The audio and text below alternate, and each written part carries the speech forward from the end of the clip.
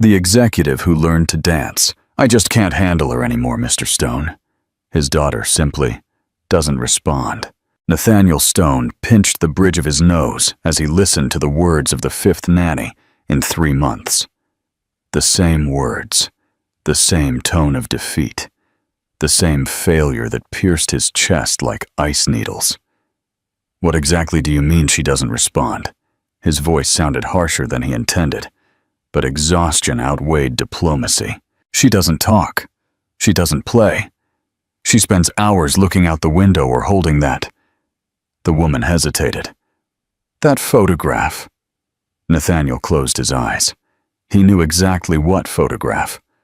The last one of the 3 of them together, 2 weeks before Eleanor. I understand. He cut her off, not wanting to go down that road.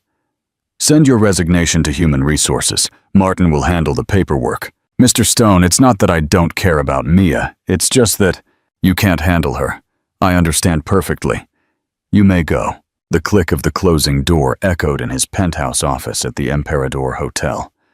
Another one who had given up. Another one who didn't understand that Mia didn't need to be managed. She needed... What exactly did she need? Nathaniel looked at the Tokyo contract on his desk. 50 million euros at stake. An expansion that would take his hotel chain to the next level. And yet, he couldn't concentrate on the numbers. He got up from his mahogany desk and walked to the window. Madrid stretched out before him like a kingdom he had conquered hotel by hotel, business by business. But how empty that victory felt when your own daughter looked at you as if you were a stranger. Daddy, why don't you come have dinner with us? Mia had asked 6 months ago, the night before Eleanor was admitted to the hospital for the last time. Mommy says important daddies also need to eat. He had laughed, ruffled her brown hair, and promised he would have dinner with them the next day. Promises. Always promises that work devoured like an insatiable monster. And now Eleanor was gone. And Mia had stopped asking. She had stopped talking almost completely, except for the minimal necessary answers. Yes, Daddy. No, Daddy.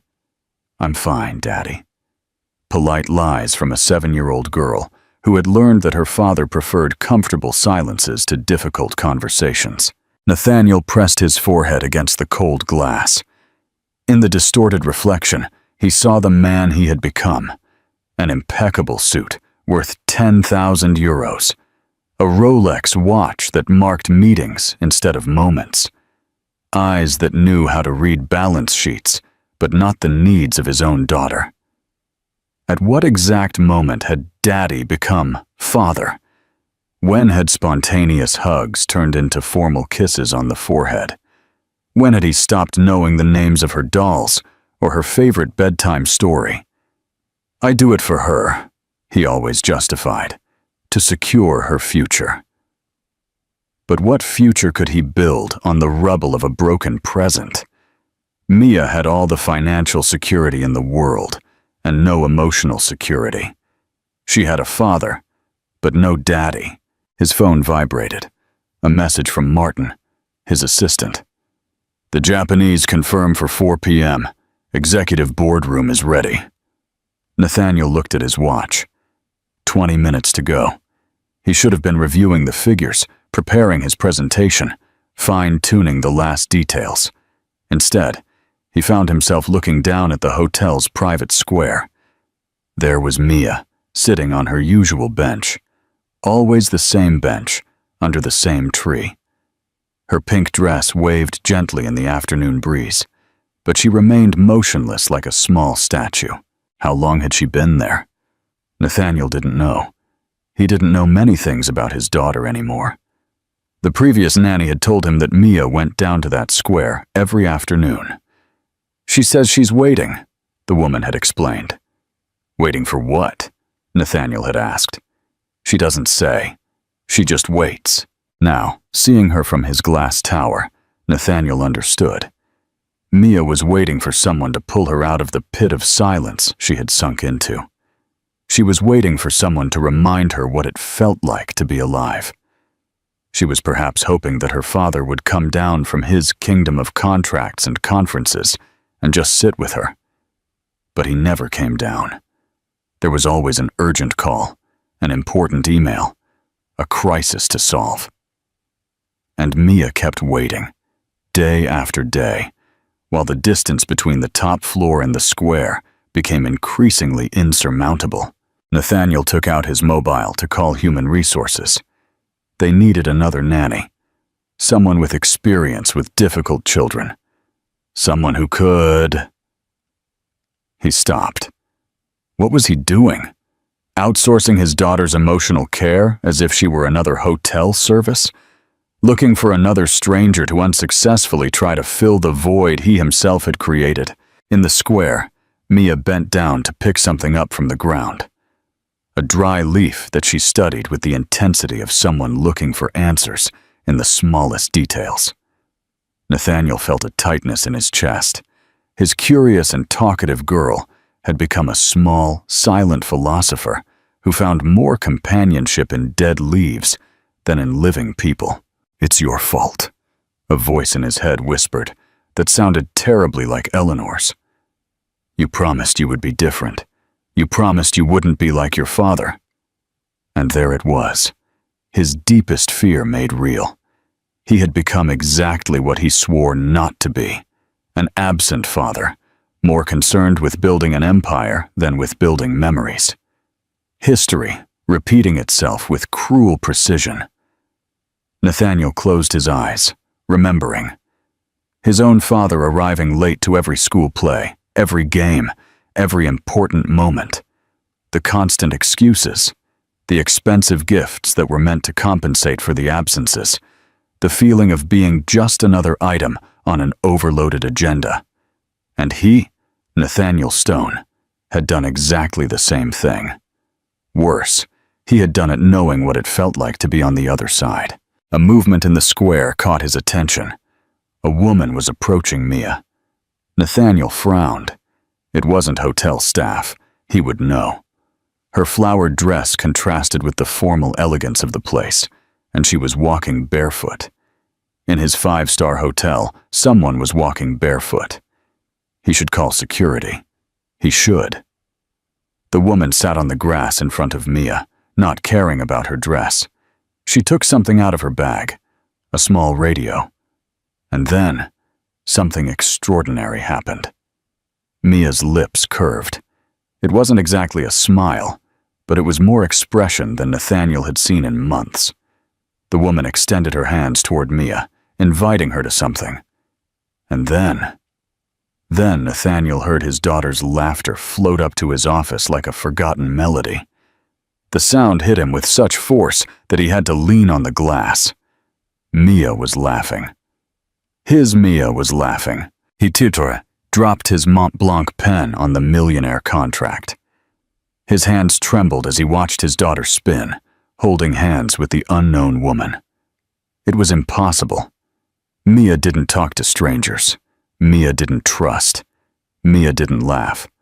And yet, there she was, dancing as if the last 6 months of pain had never existed. Who was that woman? How had she managed in minutes what he hadn't achieved in months? What magic did she possess to break down walls that not even the best child psychologists in Madrid had been able to crack? His phone rang. The screen showed Martin's name. The meeting with the Japanese. The Tokyo contract. 50 million euros waiting in the boardroom. Nathaniel looked at the phone, and then at the square where his daughter was dancing with a barefoot stranger. For the first time in 15 years, at the head of the hotel chain, the decision was easy. "Martin, cancel the meeting." "I'm sorry, sir. The Japanese are already in the room. The Tokyo contract." "I said cancel it." His voice sounded firm, decisive. Something urgent came up. "Is everything okay, Mr. Stone?" Nathaniel saw Mia raise her arms to the sky as she spun, her laughter mixing with the strangers in a symphony he didn't know how much he needed to hear. "Better than okay, Martin. Better than it's been in a long time." He hung up before his assistant could reply. For the first time in years, Nathaniel Stone didn't have a plan. He only knew that he needed to get down to that square. He needed to meet the woman who had brought light back to his daughter's eyes. He needed to stop being the CEO and go back to being a dad. He took off his suit jacket, that 10,000 euro shield that separated him from the real world. His tie followed the same path. As he headed for the elevator, a mixture of fear and hope washed over him. What would he say? How would he thank a stranger for accomplishing what he had failed to do? How would he ask Mia for forgiveness for all these months of absence disguised as presence? The elevator doors opened. For the first time in a long time, Nathaniel Stone was going down from his tower, not to close a deal, but to try to reclaim what truly mattered. As he descended floor by floor toward the square where his daughter was laughing again, he allowed himself to think that maybe, just maybe, it wasn't too late to dance again, finding the rhythm. The square grew closer with every floor he descended, and with it, the possibility of redemption.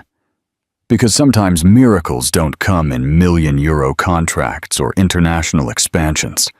Sometimes they come barefoot, in flowered dresses, dancing with your daughter on a random afternoon in Madrid, reminding you that there are more important things than conquering the world if in the process you lose the people who should be your whole world. Nathaniel got out of the elevator. The main lobby stretched out before him, but his eyes only searched for the door that led to the square. On the other side, Mia was still laughing. On the other side, a stranger had achieved the impossible. On the other side, perhaps, was the opportunity to be the father his daughter needed again. He took a deep breath and crossed the lobby. It was time to come down from his glass tower. It was time to learn to dance again. The music grew clearer with every step, and cheerful, contagious Brazilian melody.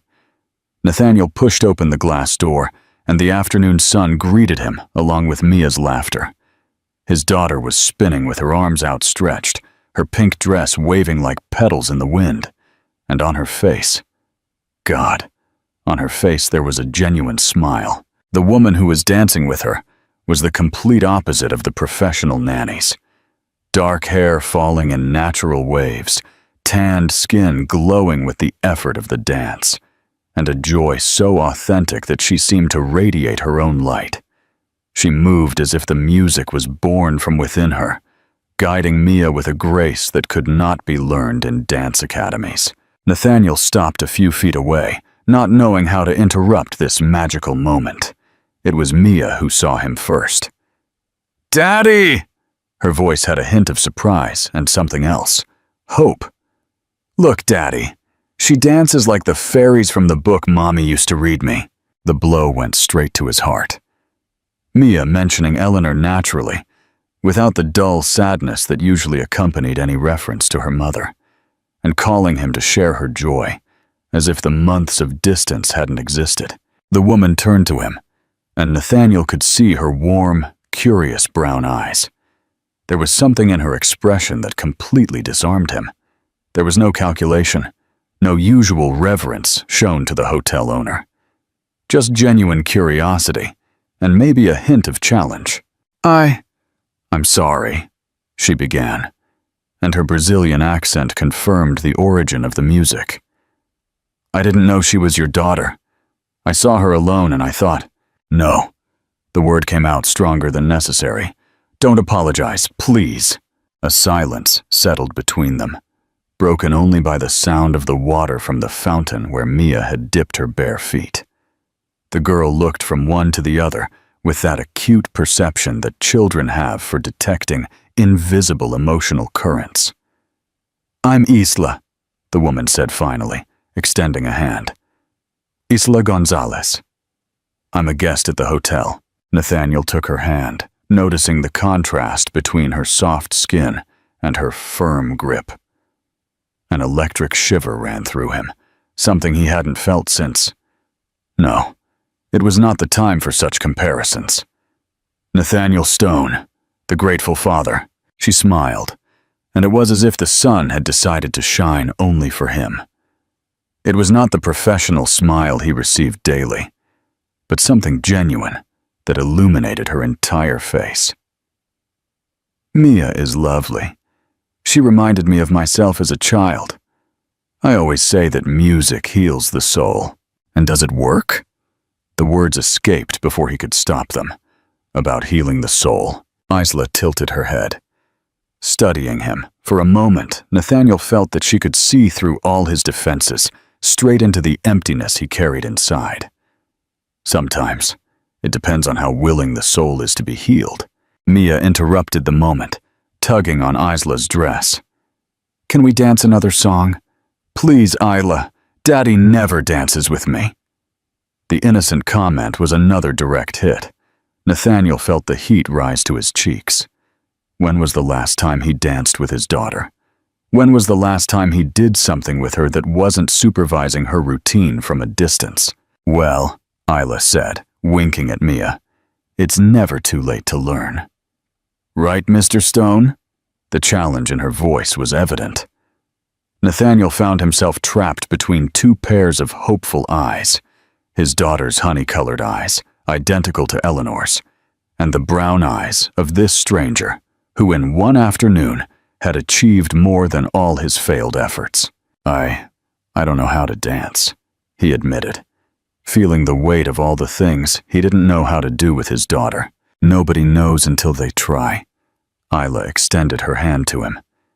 It's just a matter of feeling the music, of letting go.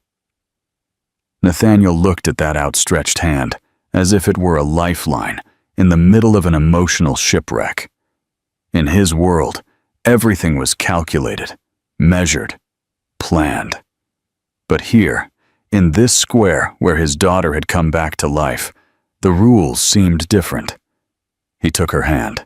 The music began, a gentle bossa nova that Isla hummed as she placed Nathaniel's hand on her waist and took his other with delicacy. Relax, she whispered. It's not a business negotiation. Just let go.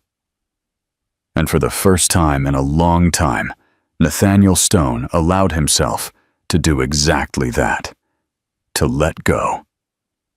As Isla guided him with infinite patience, laughing when he stumbled awkwardly, encouraging him when he managed to follow the rhythm, something inside him began to melt. Mia danced around them, her laughter mixing with the music in the most beautiful soundtrack Nathaniel had ever heard. And as they spun in that square, the Millionaire CEO felt the first cracks in the armor he had built around his heart. Thank you, he whispered to Isla, and the word carried the weight of months of desperation. She looked into his eyes, understanding. Sometimes we all need to remember how to dance. The song ended, but Mia was already asking for another, and another. And as the evening fell over Madrid, and the three figures continued to move to the rhythm of Brazilian music in the Emperador Hotel Square, Nathaniel Stone began to believe that maybe, just maybe, he had found his way back home. Not to the luxurious penthouse on the top floor, but to the home he had abandoned without moving, his daughter's heart. He didn't know who Isla Gonzalez really was, or why she was in Madrid. He didn't know how one afternoon could change so much. He only knew that for the first time in 6 months, Mia was laughing. And so was he. And that, at that moment, was all that mattered. The transformation was just beginning. There would be more afternoons in the square, more dances, more laughter. There would be a dinner that night, where Isla would cook feijoada, and Mia would talk non-stop for the first time in months. There would be difficult moments, too, because healing is never a linear process. But none of that mattered now. Now, there were only the three of them, the music, and the feeling that something broken was finally beginning to mend. And as the sun set over the Emperador Hotel Square, painting the sky golden and pink, Nathaniel Stone learned the most important lesson of his life. Sometimes you have to come down from the highest towers to find the most valuable treasures. Sometimes you have to stop building empires to build moments. Sometimes, just sometimes, miracles come in the form of barefoot women who teach you to dance in the square of your own hotel. The recipe for a new life. "Daddy, are you going to dance with us more?" Mia's voice brought him back to the present. His daughter was looking at him with those honey-colored eyes so similar to Eleanor's. But for the first time in months, there was no sadness in them.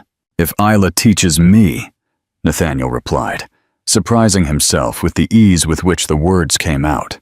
"Of course she will," Mia exclaimed, clapping. "Isla knows all the dances in the world. She taught me the rain dance and the wind dance and—" "Mia, my love, don't exaggerate," Isla interrupted gently. "They're just dances we made up while playing." Nathaniel watched the interaction.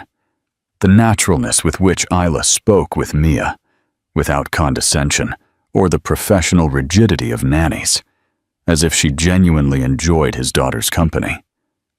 "How long have you been in Madrid?" he asked, genuinely curious.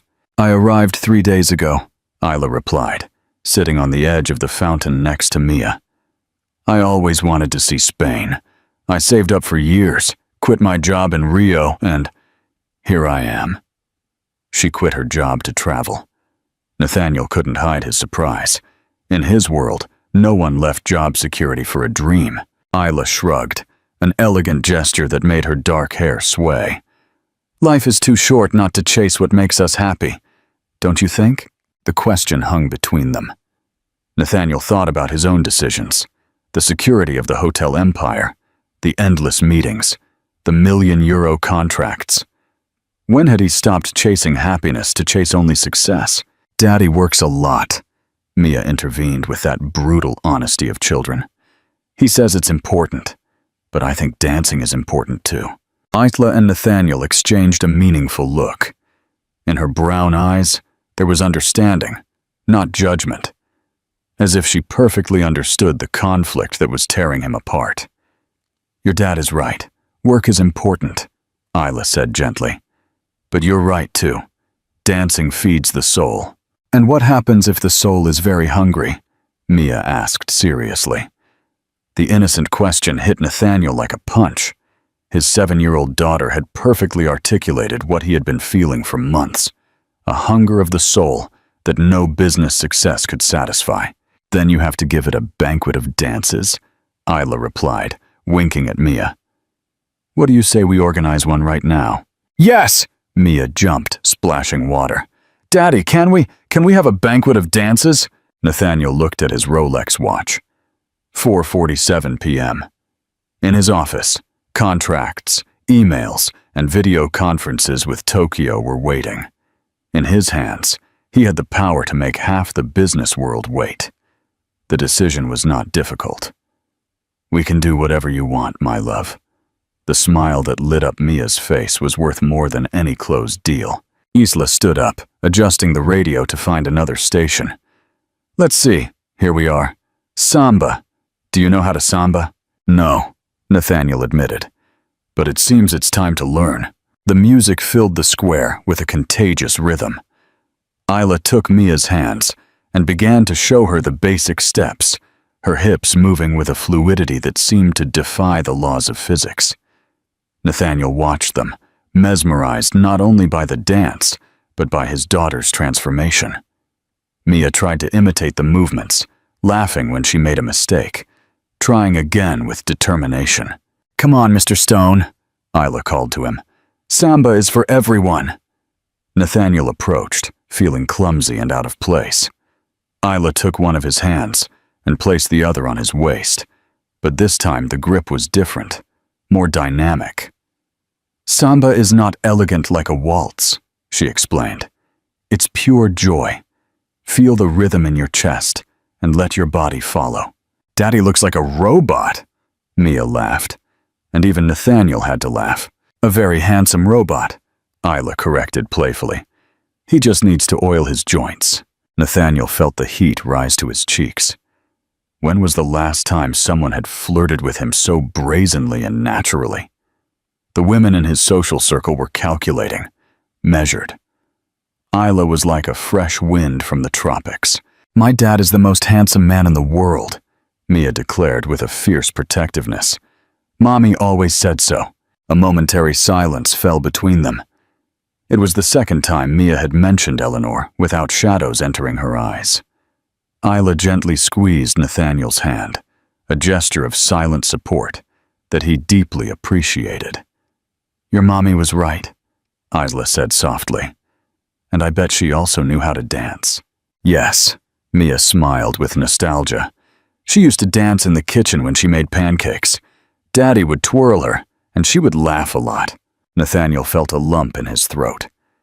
Pancake Sundays, a tradition that died with Eleanor, and that he had not had the courage to resume. "You know what?" Isla crouched down to Mia's level.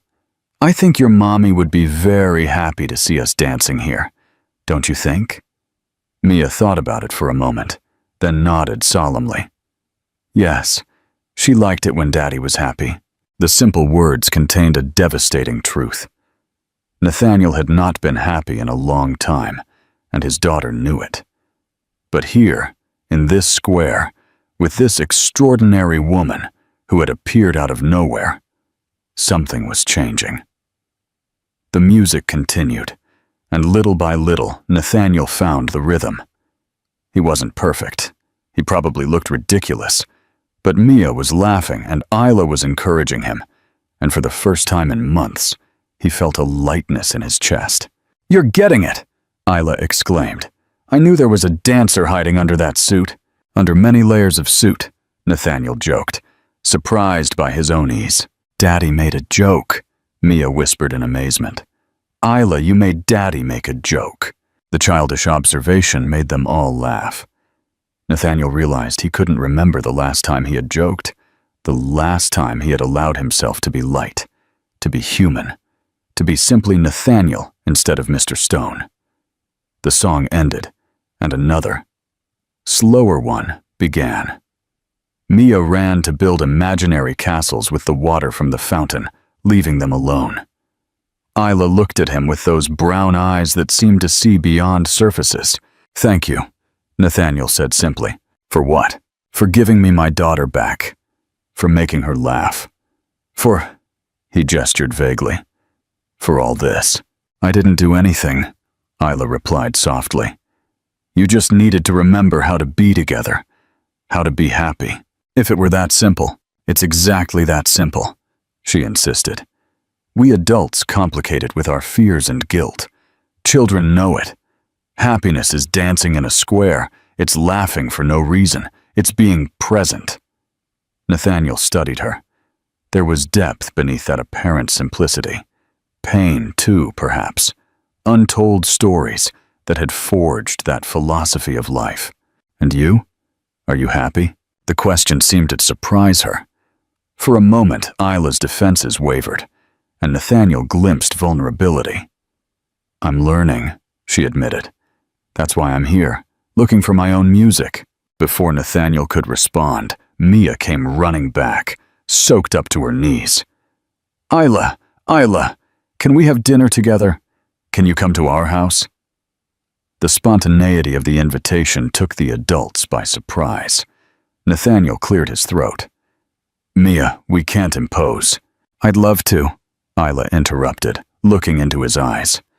"If it's not a bother." "It's not a bother!" Mia exclaimed before Nathaniel could speak. "Daddy, say yes!" "Please, please, please." Nathaniel looked at those pleading little eyes, that face that for the first time in months shone with hope. Then he looked at Isla, who was waiting for his answer with a smile that promised more afternoons like this. "Of course, it would be an honor to have you at our table." "Yes!" Mia jumped, hugging Isla tightly. "Can we cook something special? Like Mommy used to?" Another natural mention of Eleanor. Isla stroked Mia's wet hair. "How about I cook something from my country? It could be feijoada. It's like a hug in the form of food.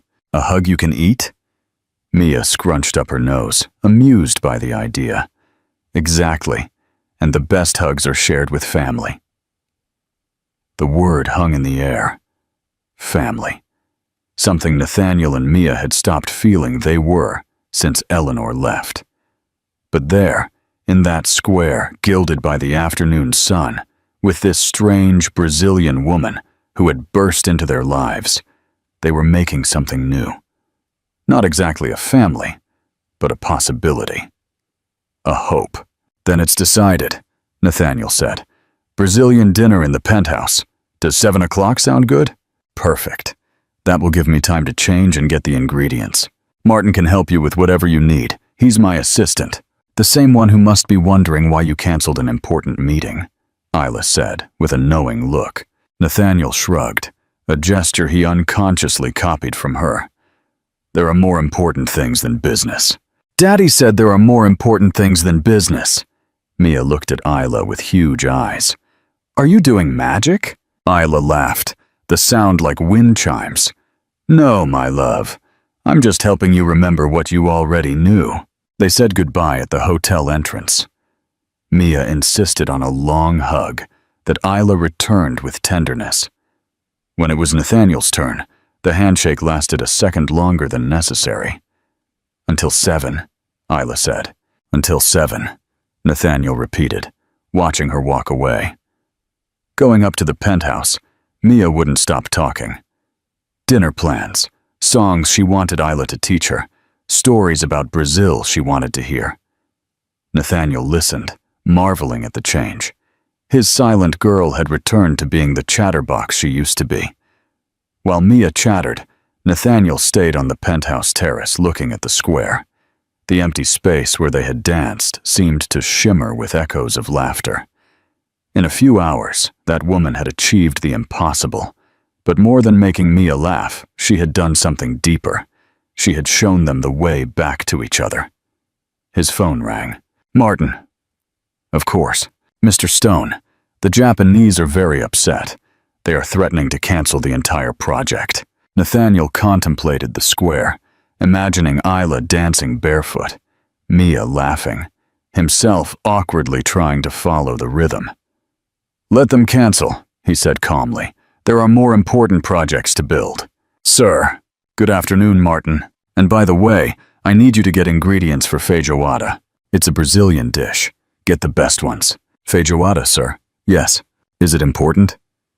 More important than Tokyo. He hung up before his bewildered assistant could reply. In Mia's room, he heard her humming the Brazilian melody. Nathaniel smiled. Yes, there were definitely more important projects to build, projects of the heart. And tonight, a dinner with the barefoot woman who had taught them to dance again. The construction of the most important one of all would begin. Reclaiming his family, or what was left of it, or what it could become. The rest of the story. It was 6:45.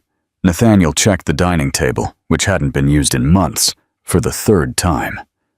He had dismissed the staff early, wanting privacy for this special dinner. Mia ran around the penthouse, changing dresses every 5 minutes. Daddy, do you think she'll like pink or blue? She appeared at the door with a dress in each hand. Either is fine, my love. Isla isn't coming to see your dress. Then why is she coming? Mia asked with that childlike perceptiveness that always disarmed him. Nathaniel was at a loss for an answer. Why was Isla coming? To cook? To continue the miracle she had started in the square? To fill the empty spaces of this too-big penthouse with her laughter?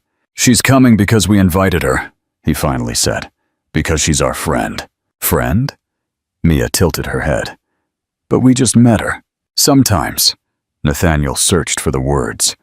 Sometimes important people arrive like that, all of a sudden. As if they were always meant to be there. Mia thought about it for a moment, then nodded solemnly. Like when Mommy met you? She said she knew you were special when she saw you trip on the coffee shop door.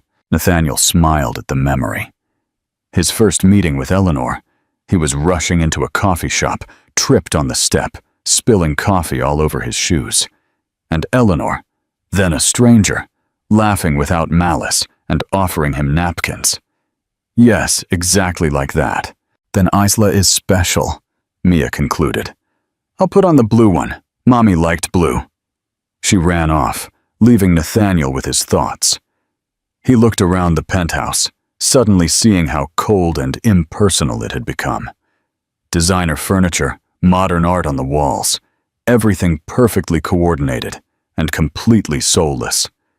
When had it stopped being a home and become an extension of his office? The doorbell rang at exactly 7. Mia came running, but Nathaniel got to the door first.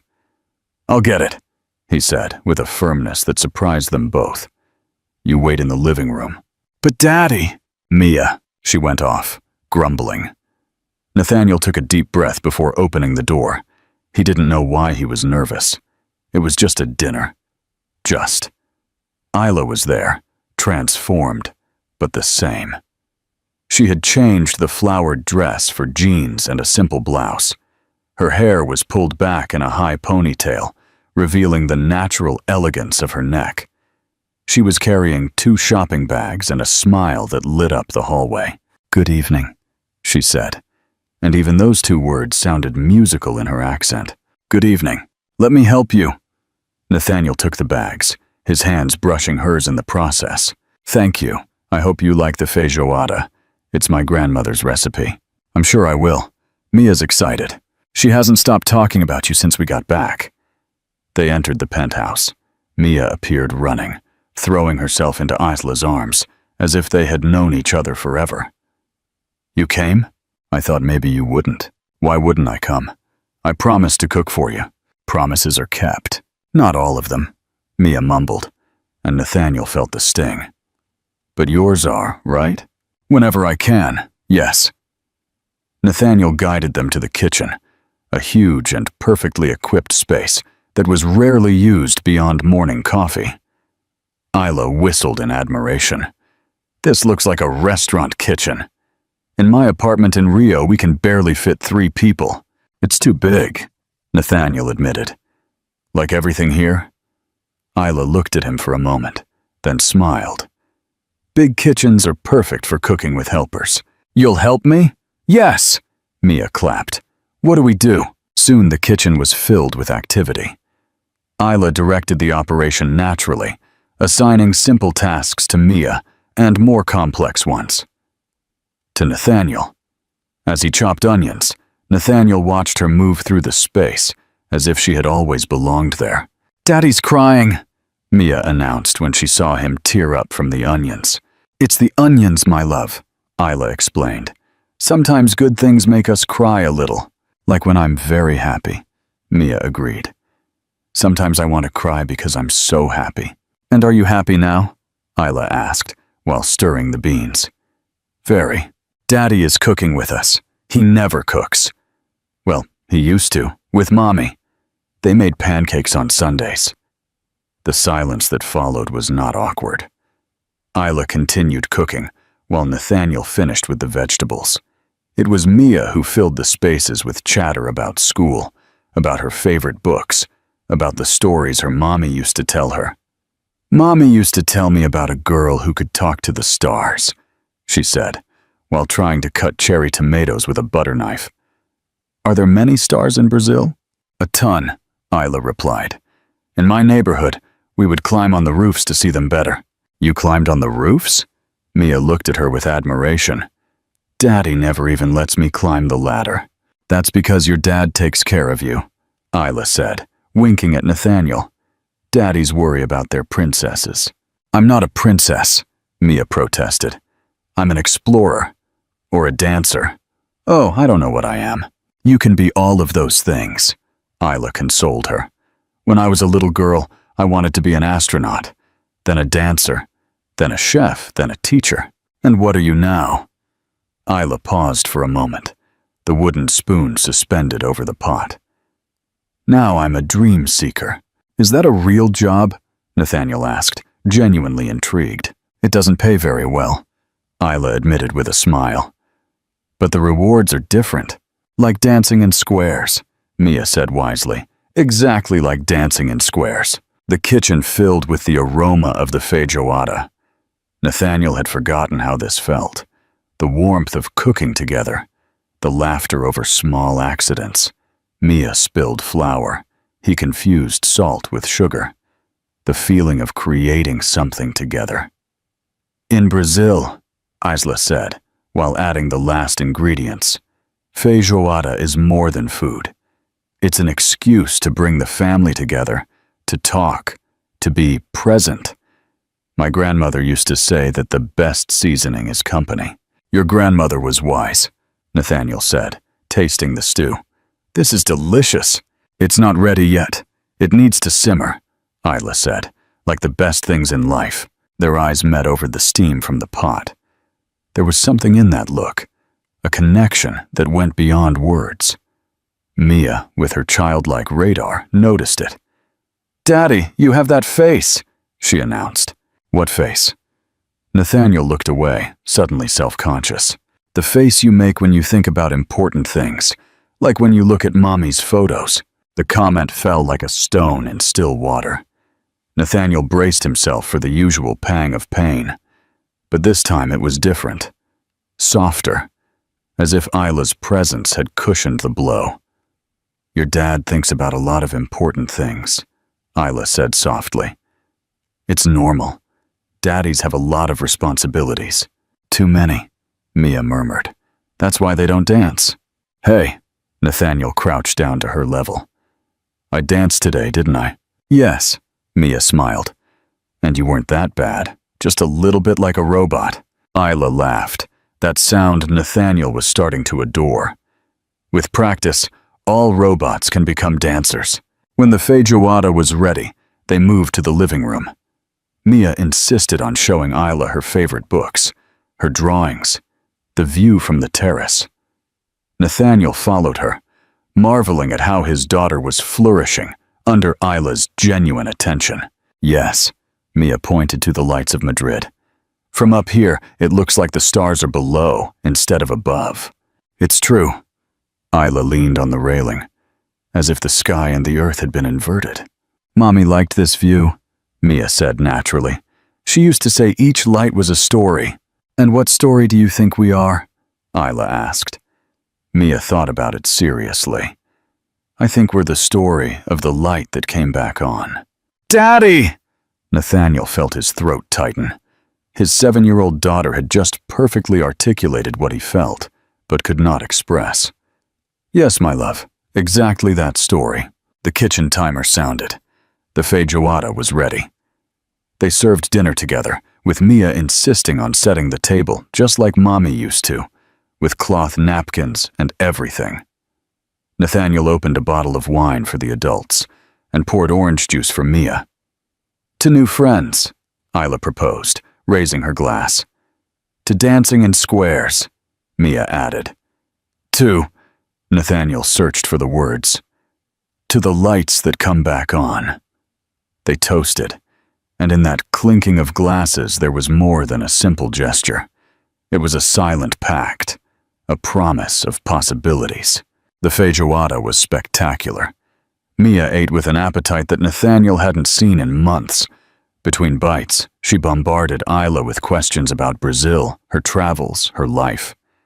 "Why did you come to Madrid?" she finally asked. Isla put down her fork for a moment. "I needed to find myself." "Were you lost?" Mia frowned. "Like in the woods?" "Something like that. Sometimes we get lost without moving from a place.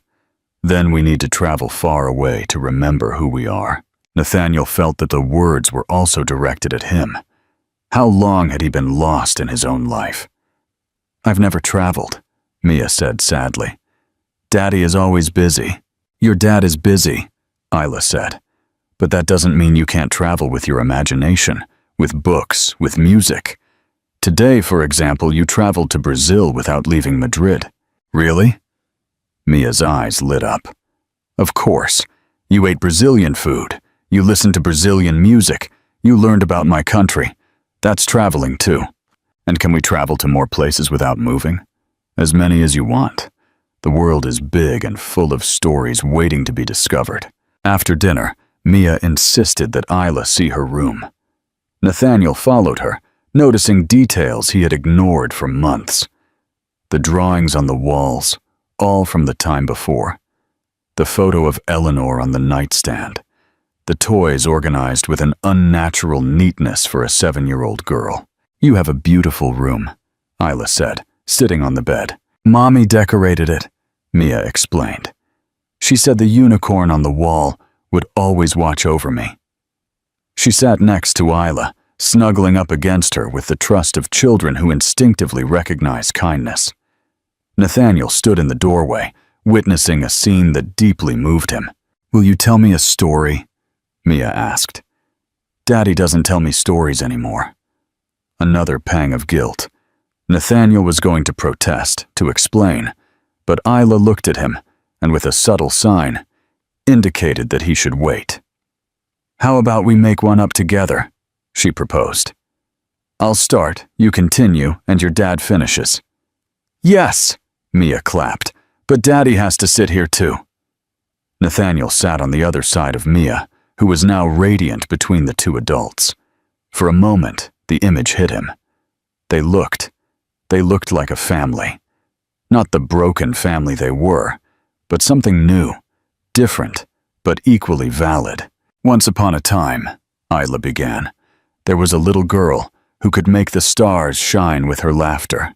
And one day," Mia continued excitedly, "the stars went out because the little girl was sad." Both of them looked at Nathaniel. He took a deep breath.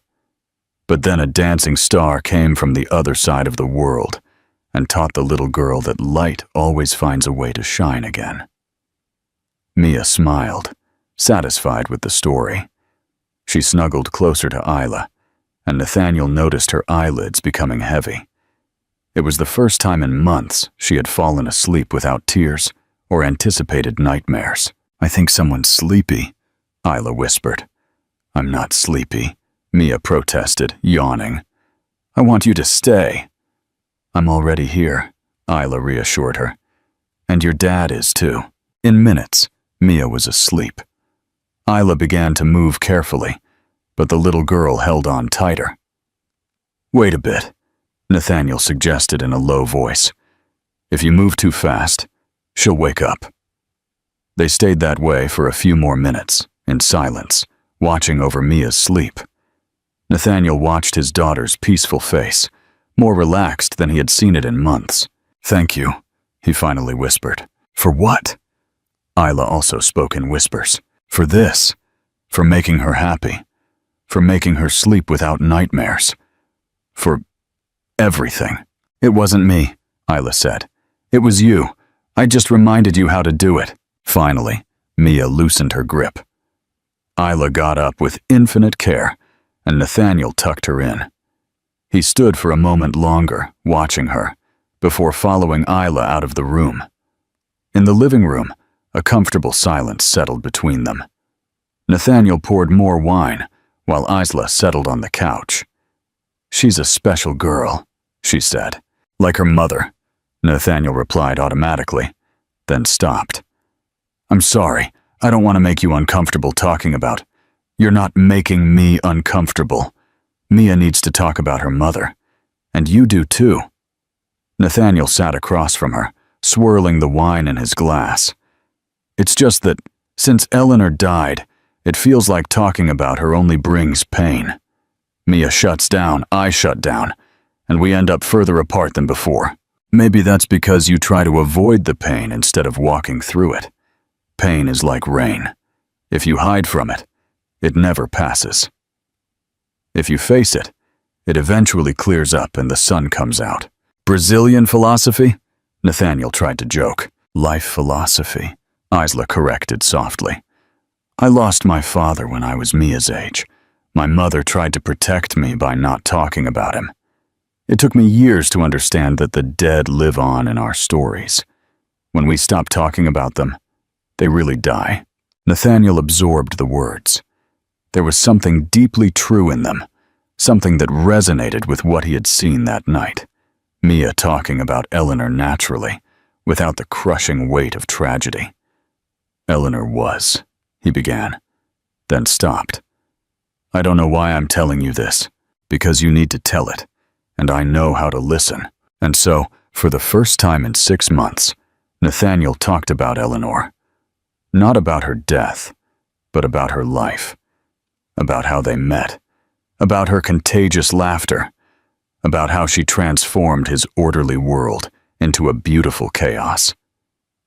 He talked about pancake sundaes, about dancing in the kitchen, about bedtime stories. Isla listened without interrupting, nodding at times, smiling at others. When Nathaniel finally fell silent, exhausted from the catharsis, she spoke. Mia is lucky. She had a wonderful mother, and she has a father who loves her deeply. You just need to remember how to show that love. I don't know if I know how without Eleanor. She was the one who knew. Everything. I only know how to work. Boy, you've shown you know much more. You danced, you cooked, you told stories. You allowed yourself to be human. Nathaniel looked at her, this extraordinary woman, who had appeared in their lives like a casual miracle. How do you do it? How do you see the good in the middle of the mess? Practice, Isla smiled, and faith that there is always light, even if it's hard to find sometimes. She got up from the couch, smoothing her blouse. I should go. It's late and tomorrow. Tomorrow? Nathaniel got up too, not wanting her to leave. Do you have plans? I was thinking of visiting the Prado, then maybe the Retiro Park. Be a tourist, you know. Mia and I. He stopped, unsure. Could we join you? Be your local guides. Isla's smile lit up the room. The busy CEO has time to be a tour guide? I'm learning there are more important things than meetings, Nathaniel replied, surprised by his own conviction. Then I accept, but with one condition. What is it? That Mia chooses the itinerary. Children always know how to find the magic in the everyday. Deal. He walked her to the door. On the threshold, she turned to him. Nathaniel. It was the first time she used his name. This thing you and Mia are building is beautiful. Don't let anything stop it. Before he could respond, she leaned in and kissed him softly on the cheek. A mere brush, but it sent electricity through his entire body. Until tomorrow, she whispered, and she was gone.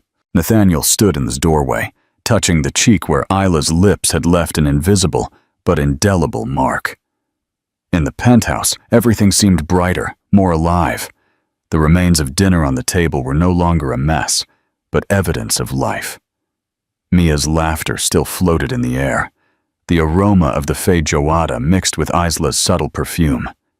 He went to check on Mia. She was sleeping soundly, a gentle smile on her lips. For the first time in months, there was no tension on her face. Nathaniel sat on the edge of the bed, marveling at the change. Eleanor, he whispered to the air. I don't know what you would think of all this, but Mia laughed again today, and so did I. I hope you understand.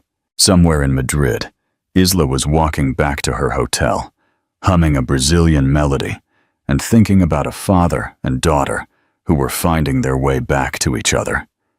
And in the penthouse of the Emperador Hotel, Nathaniel Stone, the man who controlled everything, was discovering that sometimes losing control was exactly what he needed to find himself. Tomorrow, there would be more dances, more laughter, more moments stolen from pain. But tonight, in the quiet of his home that was beginning to feel like one again, Nathaniel allowed himself something he hadn't done in a long time. Hope. Life, like Isla's feijoada, needed to simmer slowly. And for the first time since Eleanor's death, Nathaniel was willing to wait for all the ingredients to blend into something new and beautiful. A family reunited, Nathaniel cleaned the dishes with automatic movements, but his mind was elsewhere.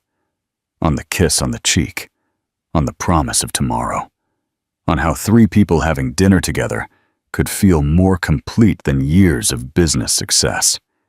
He carefully put away the leftover feijoada. For Mia's lunch tomorrow, he thought, then stopped. Since when had he thought about his daughter's lunches? Since when had he known her daily routines? The answer was painful. Since today. since Isla had shown them what they were missing. His phone vibrated insistently. 12 missed calls from Martin, 3 messages from the Japanese investors, an email marked urgent from the legal department.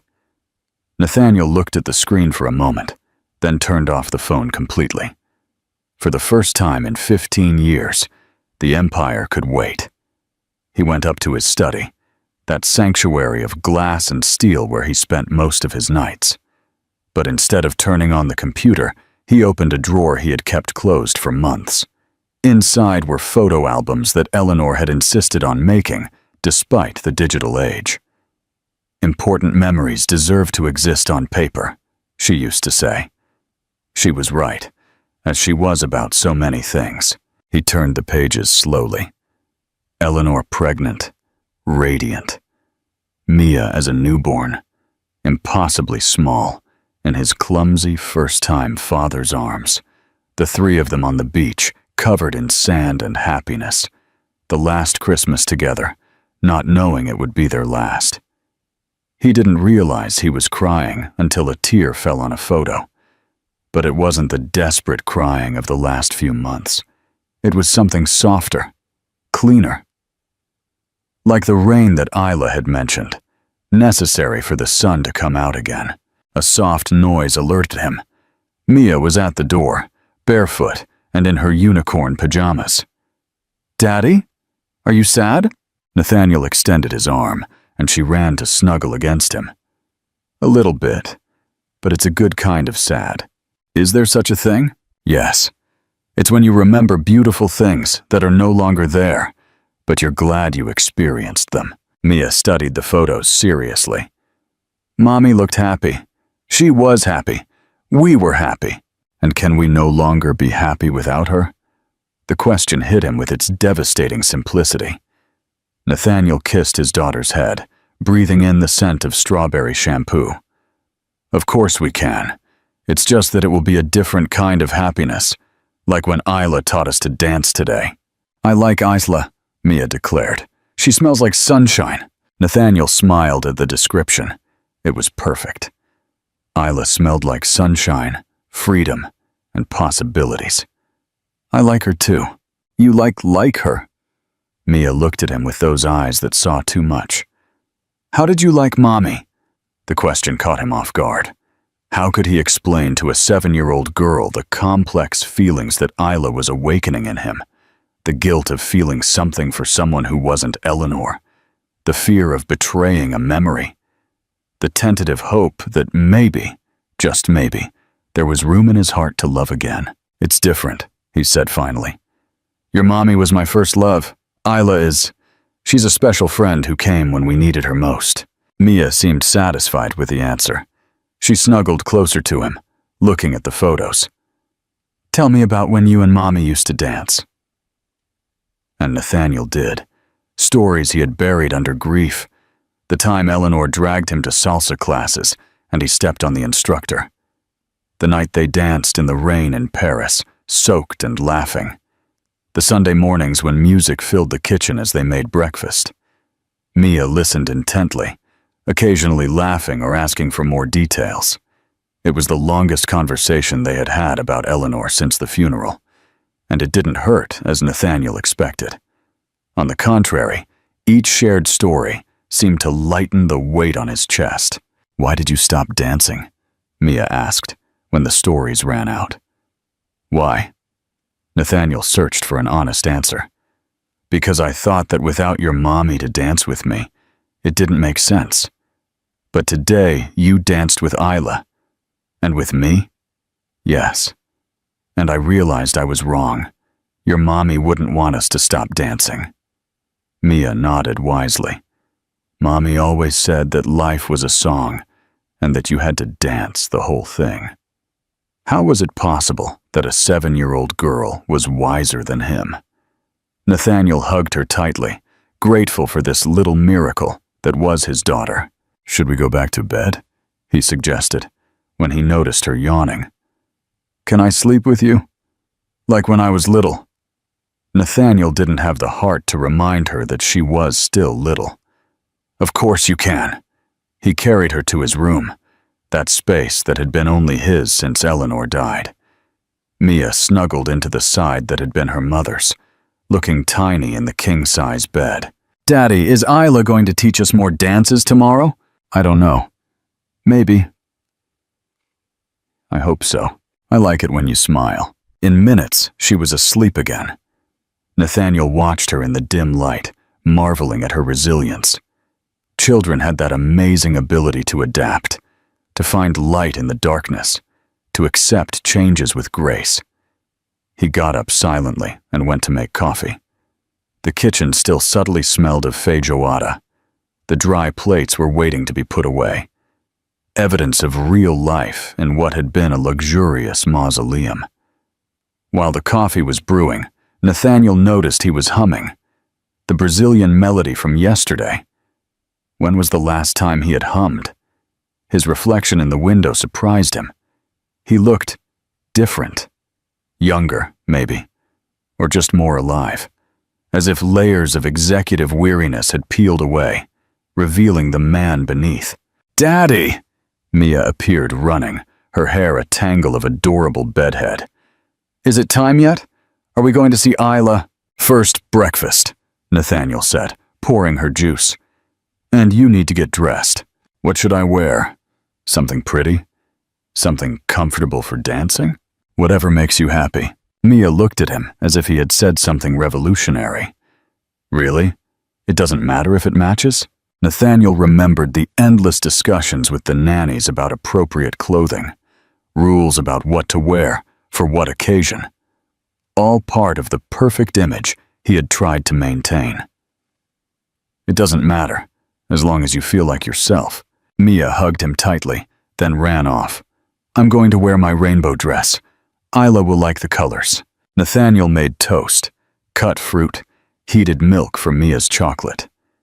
Simple tasks that had been delegated to the staff for so long. He had forgotten the basic pleasure of preparing breakfast for his daughter. And done! Mia appeared in a dress that did indeed have all the colors of the rainbow and shoes that didn't match at all. She looked perfect. They ate breakfast, talking about the places they would show Isla. Mia had very specific ideas. The Retiro Park Lake where the ducks raced, the ice cream shop that put little colored umbrellas in the cones, the street musician who played the violin near the Prado. "Those aren't normal tourist spots," Nathaniel warned. "Better. Isla isn't a normal tourist." Again, that childlike wisdom that disarmed him. Nathaniel looked at his own clothes. He had automatically chosen dress pants and a shirt, a CEO uniform on a day off. He got up abruptly. "Give me 5 minutes." He went up to his room and opened the part of the closet he hadn't touched in years. Jeans, polos, sneakers Eleanor had bought him, and he had worn once. He changed quickly, feeling strangely liberated. "Daddy!" Mia clapped when she saw him. "You look like a normal person." "Thanks, I think. It's good. Isla said she likes us because we're real, not perfect." When had they had that conversation? Nathaniel was discovering that the women in his life, all 3 women, had secret communications that were completely... At 10 o'clock sharp, the doorbell rang at Isla's hotel room. Mia was practically vibrating with excitement. When the door opened, Nathaniel felt the air leave his lungs. Isla was wearing a simple white cotton dress and sandals. Her hair was loose, falling in natural waves. Without elaborate makeup, just her golden skin and that smile that seemed to light up the hallway. "Good morning, dancers," she greeted them cheerfully. "Ready for the adventure?" "Super ready," Mia replied. "Look, I'm wearing colors like you yesterday." "Beautiful." Isla crouched down to admire the dress. "You're a walking rainbow." "And Daddy is wearing normal clothes," Mia announced proudly. Isla looked at Nathaniel, and something twinkled in her eyes. "Normal suits you well." Nathaniel felt the heat rise in his neck. Since when did a simple compliment make him nervous like a teenager? "Shall we go?" he suggested to hide his confusion. The day that followed was magical in its simplicity. Mia did indeed take them to her special places, the corner of the park where a family of ducks had made a nest, the bridge from which you could see the best reflections of the water, the dragon-shaped tree she had discovered with Eleanor. Isla marveled at everything, asking the right questions, showing genuine enthusiasm for each of Mia's small discoveries. And Nathaniel followed her, feeling as if he were seeing his city for the first time. At the ice cream shop, Isla convinced the owner to mix 3 flavors that, in theory, didn't go together. The result was surprisingly delicious. Like everything she touched, it seemed to transform into something special. "It's just that life is about experimenting," she explained, licking her impossible cone. "If you always order the same thing, you miss out on discovering new things." "Like Daddy with his meetings," Mia said innocently. Nathaniel should have been offended. Instead, he laughed.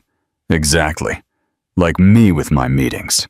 They found the street violinist near the Prado, an older man with a white beard who played as if the instrument were an extension of his soul. Mia left coins in his case, and he winked at her, changing to a more cheerful melody. "Shall we dance?" Isla proposed. And there, in the middle of the street, to the amusement of passers-by, the 3 of them danced around the musician. Mia twirled with her arms open, Isla moved with that natural grace, and Nathaniel just let go. A group of tourists applauded. Someone took photos. But Nathaniel didn't care. For the first time, he understood what Eleanor had tried to teach him, that the best moments are not planned. They just happen. They had lunch on a small terrace overlooking the park. Mia chattered about her plans for when Isla came back to visit them. "Because you're coming back, right?" she asked, with a fear that Nathaniel recognized all too well. Isla looked at Nathaniel before replying. "Spain is very beautiful, especially Madrid, especially with the best guides in the world." It wasn't exactly a promise, but Mia took it as one. And Nathaniel? Nathaniel found himself hoping it was true, that this extraordinary woman would not disappear from their lives as suddenly as she had appeared. The afternoon found them at the Crystal Palace, the sunlight creating rainbows through the windows.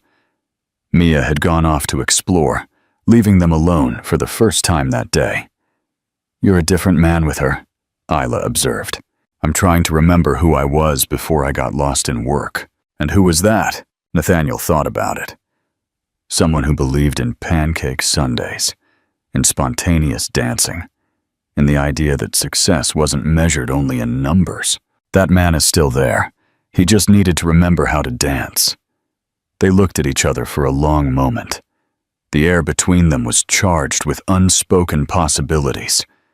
Nathaniel wanted to touch her, to take her hand, to thank her for the miracle she was working in their lives. But Mia came running back before he could act.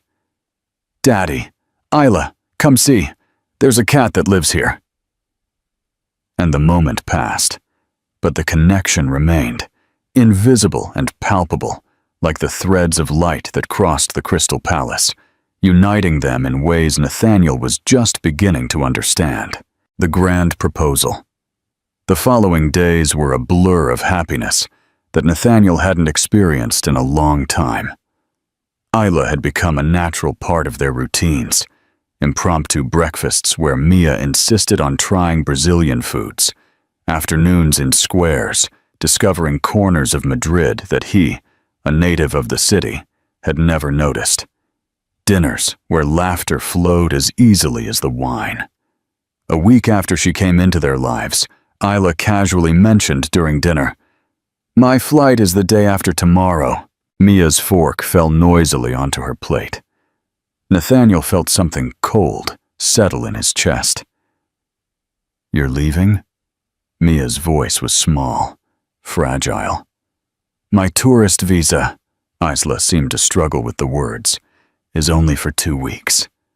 A heavy silence fell over the table. Mia stared at her plate, her shoulders tense. Nathaniel recognized that posture. It was the same one she adopted when she was trying not to cry. "But," Mia looked up, her eyes bright, "you can't leave. I haven't shown you my school yet. And we still need to go to the amusement park, and, my love, Isla went around the table to hug her. Sometimes we have to leave, even when we don't want to. It's not fair. Mia broke free from the hug and ran to her room. The slammed door echoed in the penthouse. Nathaniel and Isla were left staring at each other over the remains of dinner. "I'm sorry," she finally said. "I should have mentioned it sooner." "No, I should have asked." He had just assumed. What had he assumed exactly? That she would stay forever? That 2 weeks could stretch indefinitely? "I'll go talk to her." Isla stood up, but Nathaniel stopped her gently. "Let me. I need to do this." He found Mia curled up in her bed, hugging the stuffed unicorn Eleanor had given her for her last birthday. She wasn't crying, but her little face showed that fierce determination to hold back tears. "Can I sit down?" Nathaniel asked. Mia nodded without looking at him. Nathaniel sat on the edge of the bed, searching for the right words. "I know it's hard," he began, "when someone special leaves." "Like Mommy," Mia interrupted. "No, my love, not like Mommy. Mommy didn't choose to leave. Isla has to go back to her country, to her life. But that doesn't mean she disappears from ours." "How do you know?" Mia looked at him at last, defiant. "People always say they're going to write, that they'll call, and then they forget." Nathaniel thought of all the broken promises of his own childhood, of friends who swore they'd stay in touch and then vanished, of relationships that faded with distance. "I don't know," he admitted, "but I do know that what Isla gave us these past few days is real, and that doesn't go away even if she has to travel." "What did she give us?" Nathaniel looked at his daughter, this little philosopher in a child's disguise. "She gave us back our music. Do you remember what we were like before we met her?" Mia looked down. "Sad. And now we're not sad anymore. That's what she gave us, and we can keep it even when she's not here. But it's easier when she is." The simple truth hit him. Yes, everything was easier with Isla. The colors were brighter, the laughter more frequent. Life was more alive. "Then maybe," he said slowly, "we should make sure she has reasons to come back." Mia's eyes lit up. "How?" "Come, I have an idea." They returned to the dining room where Isla was still sitting, looking lost and sad. Her face brightened when she saw them. "Mia, I'm so sorry." "We have a business proposal," Nathaniel interrupted, winking at his daughter. "A business proposal?"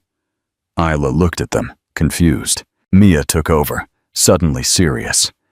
"Daddy is very good at business. He makes deals." "Deals," Nathaniel corrected Saya. "Bueno, that. And we want to make a deal with you." Isla watched them with a mix of curiosity and tenderness.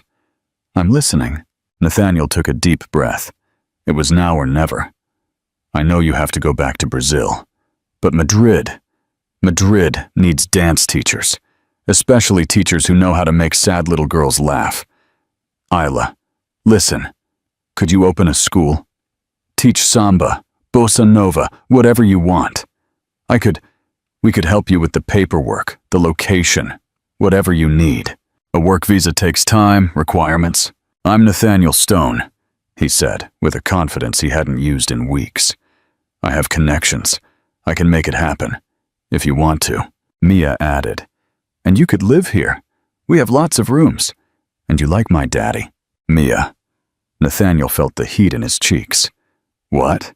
"It's true, and he likes you." They looked at each other with silly smiles on their faces. Isla laughed, that sound Nathaniel had come to adore. "Silly faces, like in the movies," Mia explained seriously. "Before they kiss." The silence that followed could have been cut with a knife. Nathaniel and Isla looked at each other, and there was so much unspoken between them that the air seemed to vibrate. "It's a generous offer," Isla said finally, "but I can't accept charity." "It's not charity," Nathaniel protested. It's selfishness. Pure selfishness. We don't want you to leave. Please." Mia added. Say you'll at least think about it. Isla looked at them. These two people who had entered her life as unexpectedly as she had entered theirs. I'll think about it. I promise. That night, after putting Mia to bed, who insisted on an extra long hug, Nathaniel found Isla on the terrace, looking at the lights of Madrid. A penny for your thoughts, he said, using a phrase Eleanor used to use. How much is a penny in Brazilian thoughts worth? She joked, but there was something melancholic in her voice. They were silent for a moment, side by side, not touching, but intensely aware of each other's closeness. Why are you doing this? She finally asked. You barely know me. Nathaniel considered the question. Why? How to explain that in 1 week she had done more to heal his family than months of therapy? How to say that the thought of returning to his gray and black life was unbearable? When Eleanor died, he began slowly, I thought happiness had died with her, that Mia and I were doomed to exist in shades of gray. And then you appeared, barefoot in my square, and you gave us back our colors. Nathaniel, I'm not asking, I'm not expecting, he said, frustrated with the words. I just know that you are important. To Mia, to me. And if there's a possibility that you'll stay, I have to try. Isla turned to him, and in the moonlight, her face was ethereal. In Brazil, I have a life, a small apartment, friends, favorite places, but none of them make me feel the way I feel here. With you. She took a step closer. It's terrifying, you know, to feel so much for people I met a week ago. I know. Nathaniel closed the distance between them. Believe me, I know. They looked at each other, inches apart. Nathaniel could feel the warmth of her body, smell her perfume mixed with kitchen spices. His whole being screamed to kiss her. But I don't want you to feel pressured, he whispered. If you need to go back, shh. Isla put a finger to his lips. Too many words. And then she kissed him. It was soft at first, tentative, as if asking for permission. Nathaniel responded by deepening the kiss, his hands finding her waist while Isla's tangled in his hair. It was fire and tenderness, promise and question, all mixed in a moment that felt both eternal and too brief. When they finally separated, both were breathing heavily. That complicates things, Isla said. But she was smiling, or it simplifies them, Nathaniel replied. Stay. Please. Give us a chance. A chance for what? To see where this leads. To build something beautiful. To live again. Isla studied him for a long time. I would need to go back to Brazil. Close things down, bring others back. Say goodbye properly. Nathaniel's heart skipped a beat. Is that a yes? It's a let's see. A month in Brazil to organize everything. Then I'll come back. If you still want me here. Always, Nathaniel promised, and he kissed her again. From her bedroom window, Mia watched them with a huge smile. Her plan had worked. Well, Daddy's plan that she had made better. A full circle. The morning of the flight came too soon. The airport was a hive of goodbyes and reunions, but for Nathaniel, there were only the three of them at the boarding gate. 1 month, Mia repeated for the 100th time. Just 1 month and you'll be back. Just 1 month, Isla confirmed, hugging her tightly. And we'll video chat every day. Promise? I promise, a Brazilian's word. When it was Nathaniel's turn, the hug lasted longer. He whispered in her ear, if you change your mind. I won't change my mind, she interrupted him. You, Mia, are the most real thing I've found in a long time. The call for her flight separated them. With a final stolen kiss and a caress on Mia's cheek, Isla walked through the boarding gate. Nathaniel and Mia stood watching until she disappeared from view. So now what? Mia asked. Now, Nathaniel took her hand. We wait. And in the meantime, we keep dancing. The month passed in a blur of daily video calls, constant messages, and preparations. Nathaniel indeed used his connections to expedite the paperwork. He found a perfect location for Isla's dance school in the Malasaña neighborhood. Mia prepared her room, insisting that even though Isla would have her own apartment at first, she needed a space in their house. And then, one June afternoon, the phone rang. "Can you pick me up at the airport?" Isla's voice filled the penthouse. "I just landed." The reunion was everything the movies promised, and more. Mia ran through the airport. Nathaniel didn't have the heart to stop her, and jumped into Isla's arms. Nathaniel arrived afterward, more contained, but no less emotional. "You came?" he said simply. "I came," she confirmed. "To stay, if you still want me." "Always," Nathaniel and Mia said in unison. 6 months later, the Ritmos del Sol Dance School opened its doors. The inauguration was an event that blended the best of two worlds, the discreet elegance of Nathaniel's Madrid and the explosive joy of Isla's Brazil. Mia was the first official student, of course, but soon it was filled with children and adults looking for that special magic Isla radiated. Nathaniel was officially an investor in the business, but unofficially, he was the most dedicated student in the night classes. One night, after closing the school, the three of them were having dinner on the same terrace where a year earlier, Isla had cooked feijoada for the first time. "Daddy," Mia said, with a mouthful of rice, "when are you going to marry Isla?" Nathaniel almost choked. Isla laughed. "Mia, those things are important," the girl completed.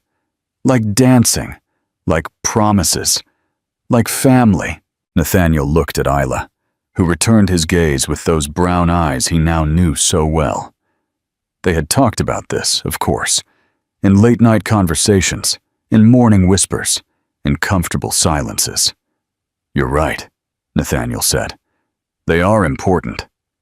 He got up from his chair, and, to Isla's astonishment and Mia's complicit smile, he knelt down. "Isla Gonzalez, barefoot dancer, master of joy, savior of lost souls, will you do me the honor of marrying me?"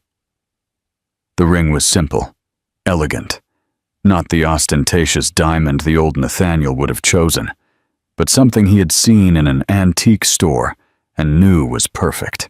"Yes," Mia yelled before Isla could respond. "Say yes!" Isla was crying and laughing at the same time.